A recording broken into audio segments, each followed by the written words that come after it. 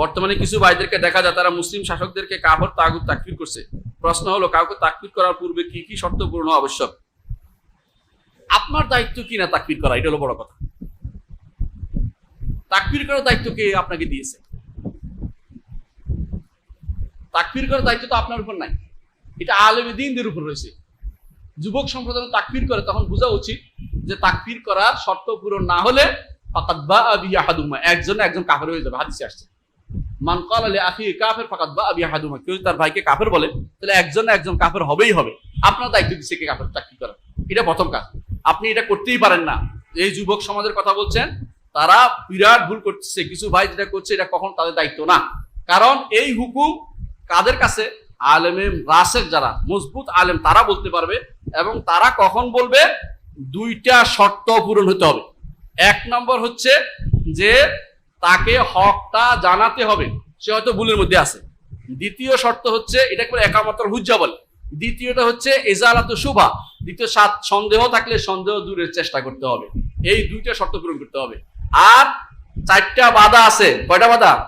চারটা বাধা। যদি তার মধ্যে তাওয়িল থাকে, সে বুঝছে ওইটা ভুল, বুঝছে তাবিল করে বুঝছে ওটা তাকে শুদ্ধ করে ব্যবস্থা করতে হবে। তাবিল থাকলেও তাকে কাফের বলা যায় না। দ্বিতীয়ত জাহাল থাকলে, মূর্খতা থাকলে তাকে কাফের বলা যায় না। মূর্খতা। 3 নম্বর হচ্ছে ইকরাহ, তাকে জবরদস্তি করে কেউ করাচ্ছে কিনা এটা দেখেও তাকে কাফের বলা যাবে না।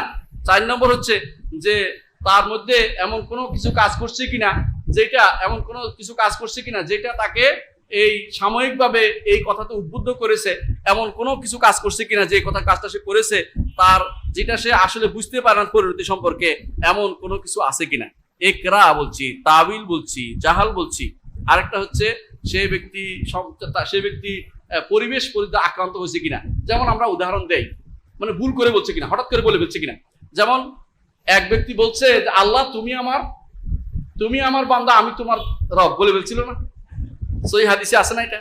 সে কি কাফের হয়ে গেছিল? বুঝছেন কিনা? হয় নাই। কেন? সে তো ভুল করে বলে ফেলছে। তো এই জাতীয় মানুষগুলো যারা তাকফির করে, 4টা জিনিস অবশ্যই আগে ঠিক রাখবেন, যে এই 4টা জিনিস পূরণ না হওয়া পর্যন্ত কাউকে কাফের বলা যাবে না। বাধা দূর না হওয়া পর্যন্ত, 2টা শর্ত, 4টা বাধা, এগুলো কাফের বলার অধিকারও আপনাকে দেওয়া হয় নাই।